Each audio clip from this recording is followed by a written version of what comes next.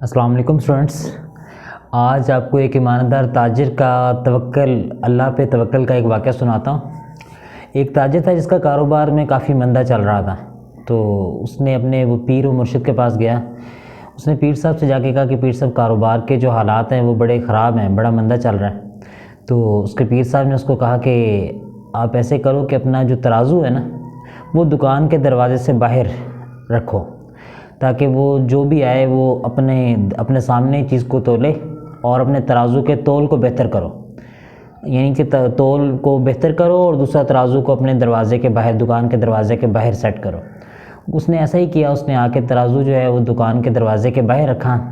اور جو بھی آئے وہ اپنے حساب سے تول کے چیز کو وہاں سے لے جائے، اور تول اس نے بہتر کیا۔ کئی لوگ آتے تھے وہ تول جو ہے وہ خود تولتے اور چیز زیادہ لے جاتے اور پیسے کم دیتے، اور کئی لوگ پھر وہ اس کی ایمانداری کو دیکھتے ہوئے کہ اس نے ہمارے پر یعنی ایک چیز ہم خود تولتے ہیں وہ زیادہ پیسے بھی دے کر اس کو جاتے ہیں، لیکن اس کی اتنی وہ ایمانداری تول کی ایمانداری کی وجہ سے وہ اس قدر ترقی کر گیا کہ اس کی دکان کے جو تول تھے باٹ، آج کل تو وہ الیکٹرانک ترازو آ گئے، پہلے باٹ ہوتے تھے، تو وہ جو باٹ تھے وہ بھی سونے کے ہو گئے،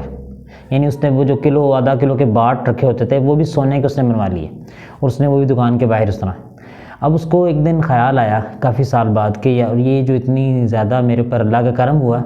یہ میرے پیر و مرشد کا ایک مشورہ جس پہ میں نے عمل کیا تو اللہ میرے سے راضی ہوا، تو میں جا کے ان پیر صاحب کا شکریہ ادا کروں۔ تو وہ اپنے پاس سے کچھ نذرانہ جو ہے وہ ان کے پاس لے کے گیا اور جا کے ان کو کہا کہ پیر صاحب وہ باٹ بھی ساتھ لے گئے جو سونے کے اس نے بنائے تھے، کہ پیر صاحب آپ کی دعا سے آپ نے وہ جو مشورہ مجھے دیا تھا میں نے اس پر عمل کیا،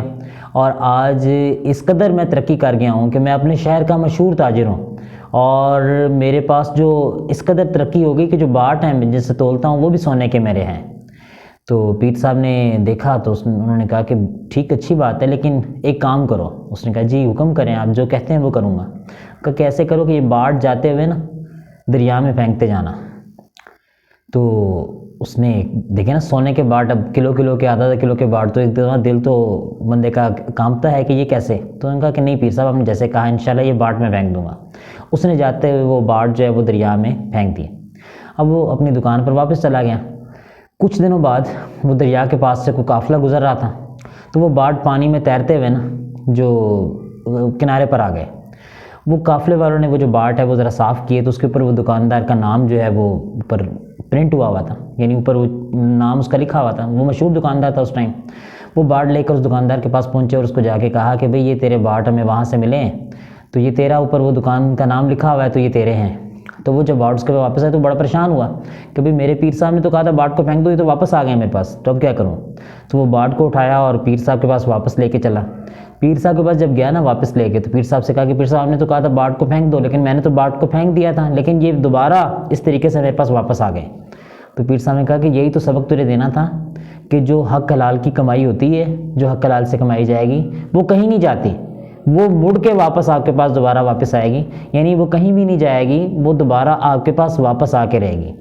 تو یہ آج آپ کو سمجھانا تھا کہ جو حلال کی کمائی ہے اور اللہ پر توکل ہے وہ انسان کو ہر جگہ پر کامیابی نصیب کرتا ہے۔ اللہ ہمارا حامی و ناصر ہو، آمین۔